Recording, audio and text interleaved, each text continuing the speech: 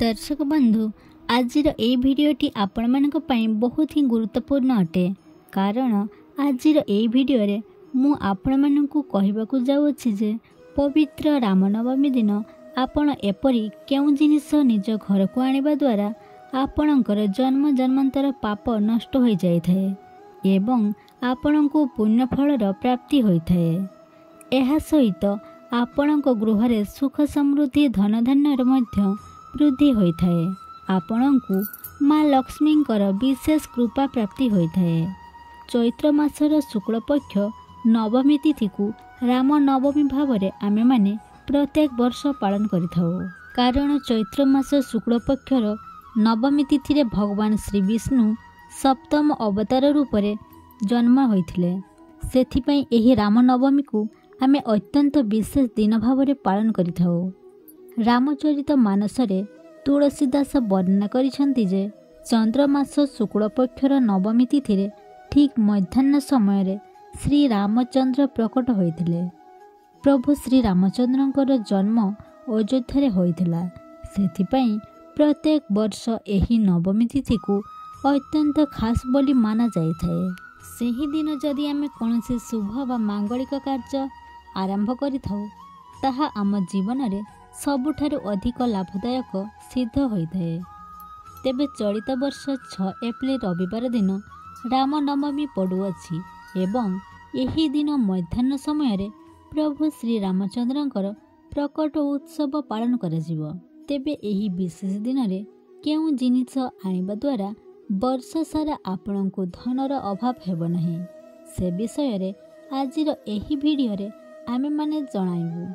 तेबे ता पूर्वरु आपण माने भिडियोटी को लाइक करी चैनल टी को सब्सक्राइब कर दियंतु एवं कमेंट बॉक्स रे भक्ति एवं श्रद्धार सहित जय श्री राम लिखि दियंतु। तेबे दर्शक बंधु आसंतु जानि नबा पवित्र रामनवमी दिन केउ जिनिस घर को आनिबा द्वारा भगवान श्री रामचंद्र निजे ही आम घर को आसी थांती।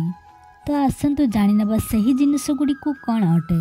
एहा व्यतीत राम नवमी दिन एपरि केउ जिनिस घर को आनिबा उचित। जदि एही जिनिस घर को आनती तो आपण को दरिद्रतार सामना करबा को पड़ी थाए। तेबे दर्शक बंधु सर्वप्रथम जिनिसटी हेउची झाड़ू। एही दिन आपण निजर घर को झाड़ू आनती तो यह बहुत शुभ होइथाए। किंतु भूल रे मध्य प्लास्टिक रे झाड़ू घर को आनतु नहीं कारण यही प्लास्टिक टी राहु और केतुंकर प्रतीक होइथाए। आपण जदि प्लास्टिक रे झाड़ू आपण को घर को आणुछंती तेबे राहु एवं केतु मध्य एही दिन आपण को गृह को प्रवेश करिथांती एवं आपण को कांगाल एवं बर्बाद कर दियंती। तेबे आसंतु जानि नबा द्वितीय जिनिसटी विषय रे। द्वितीय जिनिसटी हेउछि धनिया। रामनवमी दिन बास 11 टंकार धनिया आनिबार अछि। तापरे सेही धनिया रे आपण गोटाए टंका कॉइन रखि दियंतु। एई धनिया रे 1 टंका रखिला परे आपण निज गृह भीतर को प्रवेश करंतु। एपरि करिबा द्वारा आपणको गृह को माँ लक्ष्मी एवं श्री रामंकर प्रवेश होइथाए। यह शास्त्र रे वर्णित एक महा उपाय अटे। एही उपायटी केबे भी निष्फल होई न थाए। तेबे धनिया को आपण घर को आनिला परे एहा को आपणकर पूजा घर को नहीं जांतु एवं एहा को पूजा करंतु। तापरे गोटे कुंड रे आपण एही धनिया गुडी को पकई दियंतु। एपरि करिबा द्वारा आपणको गृहर समस्त आर्थिक समस्या गुडी को दूर होई जिवो। धन जनित जहाँ भी किछि समस्या रही थाए ताहा दूर होई जाई थाए। जदि आपणकर बहुत अधिका खर्च हेउछि सेथिरे मध्य नियंत्रण आसीबो। एही दिन आपण घर को लुण मध्य आनी परिबे एवं सेही लुण पानी रे आपण निज घरे पोछा लगांती तेबे आपणको गृहर दारिद्रता दूर होई जिवो। आपणको गृह रे नकारात्मक ऊर्जा गुडी को मध्य नष्ट होई जिवो एवं गृह रे सकारात्मक ऊर्जार वृद्धि होइथाए जहा फल रे माँ लक्ष्मींकर निवास होइथाए। तेबे चतुर्थ जिनिसटी आपणको यही पवित्र रामनवमी दिन निज घर को आनिबार अछि। ताहा हेउछि गोमती चक्र। आपण माने जानि रखिबा उचित ଯେ ଯେଉଁ ଗୃହରେ ଗୋମତୀ ଚକ୍ର ରହିଥାଏ ସେହି ଗୃହରେ ସଦା ସର୍ବଦା ସୁଖ ସମୃଦ୍ଧି ଏବଂ ସୌଭାଗ୍ୟ ବାସ ହୋଇଥାଏ। ଗୋମତୀ ଚକ୍ର ଘରେ ରଖିବା ଦ୍ୱାରା ଘରର ବାସ୍ତୁଦୋଷ ମଧ୍ୟ ନଷ୍ଟ ହୋଇଥାଏ। ଯଦି ଘରର ସଦସ୍ୟମାନଙ୍କ ଭିତରେ ମତଭେଦ ଲାଗି ରହିଛି ଏବଂ ଆତ୍ମବିଶ୍ୱାସ କମି ରହୁଛି ତ ଆପଣ ଏହି ପବିତ୍ର ରାମନବମୀ ଦିନ 11ଟି ଗୋମତୀ ଚକ୍ର ଘରକୁ ନେଇ ଆସନ୍ତୁ ଏବଂ ଏହାକୁ ପୂଜା ଘରେ ଯଥାବିଧି ପୂଜାର୍ଚ୍ଚନା କରନ୍ତୁ। ତାପରେ ଏହି ଗୋମତୀ ଚକ୍ରକୁ ଗୋଟାଏ ଲାଲ କିମ୍ବା ହଳଦିଆ ରଙ୍ଗର କପଡ଼ାରେ ବାନ୍ଧି ନିଜର ପୂଜା ଘରେ ରଖିଦିଅନ୍ତୁ। ଏପରି କରିବା ଦ୍ୱାରା ଆପଣଙ୍କ ଗୃହରେ ଚାଲିଥିବା ସମସ୍ତ ସମସ୍ୟାଗୁଡ଼ିକୁ ଦୂର ହୋଇଯାଇଥାଏ। ତେବେ ଦର୍ଶକ ବନ୍ଧୁ, ପଞ୍ଚମ ଜିନିଷଟି ହେଉଛି ଯାହା ଆପଣଙ୍କୁ ପବିତ୍ର ରାମନବମୀ ଦିନ ନିଜ ଘରକୁ ଆଣିବାର ଅଛି, ତାହା ହେଉଛି କଉଡ଼ି। ଏହି ଦିନ ଆପଣ ଧଳା ରଙ୍ଗର କଉଡ଼ିକୁ ଘରକୁ ନେଇ ଆସନ୍ତୁ। ଏପରି କୁହାଯାଇଥାଏ ଯେଉଁ ଗୃହରେ କଉଡ଼ି ରହିଥାଏ ସେଠାରେ ମା ଲକ୍ଷ୍ମୀଙ୍କର ମଧ୍ୟ ବାସ ହୋଇଥାଏ, କାରଣ କଉଡ଼ି ମା ଲକ୍ଷ୍ମୀଙ୍କୁ ଆକର୍ଷଣ କରିଥାଏ। ସେଥିପାଇଁ ଆପଣ ଏହି ପବିତ୍ର ରାମନବମୀ ଦିନ 5ଟି କିମ୍ବା 7ଟି କିମ୍ବା 11ଟି କଉଡ଼ି ନିଜ ଘରକୁ ନେଇ ଆସନ୍ତୁ। ତାପରେ ଏହାକୁ ନିଜ ପୂଜା ଘରେ କୁଙ୍କୁମ ଲଗାଇ ଯଥାବିଧିରେ ପୂଜାର୍ଚ୍ଚନା କରନ୍ତୁ। ଏପରି କରିବା ଦ୍ୱାରା ଆପଣଙ୍କ ଗୃହରେ ଧନର ଅଭାବ ଦେଖାଦେବ ନାହିଁ, ଯାହାଫଳରେ ଆପଣଙ୍କର ଆର୍ଥିକ ସମସ୍ୟା ଦୂର ହୋଇଯିବ। ତେବେ ଦର୍ଶକ ବନ୍ଧୁ, ଷଷ୍ଠ ଜିନିଷଟି ହେଉଛି ଶ୍ରୀଯନ୍ତ୍ର। ଏହି ପବିତ୍ର ରାମନବମୀ ଦିନ ଆପଣ ନିଜ ଘରକୁ ଶ୍ରୀଯନ୍ତ୍ର ମଧ୍ୟ ଆଣିପାରିବେ, କିନ୍ତୁ ଶ୍ରୀଯନ୍ତ୍ର କିଣିବା ପୂର୍ବରୁ ଆପଣ ଏହି କଥା ଭଲ ଭାବରେ ଦେଖିନେବେ ଯେ ଶ୍ରୀଯନ୍ତ୍ରରେ ସବୁକିଛି ଚିହ୍ନ ଭଲ ଭାବରେ ଅଛି କି ନାହିଁ। ତେବେ ଦର୍ଶକ ବନ୍ଧୁ, ଯେଉଁ ଗୃହରେ ଶ୍ରୀଯନ୍ତ୍ରର ପୂଜା କରାଯାଇଥାଏ ସେହି ଗୃହରେ କେବେ ବି ଧନର ଅଭାବ ରହିନଥାଏ। ଶ୍ରୀଯନ୍ତ୍ରର ଉତ୍ପତ୍ତିକୁ ନେଇ ଧାର୍ମିକ ପୁରାଣରେ ଉଲ୍ଲେଖ ରହିଛି ଯେ ଥରେ ମା ଲକ୍ଷ୍ମୀ ରୁଷ୍ଟ ହୋଇ ପୃଥିବୀରୁ ବୈକୁଣ୍ଠ ଲୋକକୁ ଚାଲିଗଲେ ଏବଂ ମାଙ୍କର ରୁଷ୍ଟ ହେବା କାରଣରୁ ଆମର ଧରାପୃଷ୍ଠରେ ଅନେକ ପ୍ରକାରର ସମସ୍ୟା ଦେଖାଦେଲା। ବ୍ରାହ୍ମଣ ଏବଂ ମହାଜନମାନେ ମା ଲକ୍ଷ୍ମୀଙ୍କ ବିନା ନିର୍ଧନ ହୋଇଗଲେ।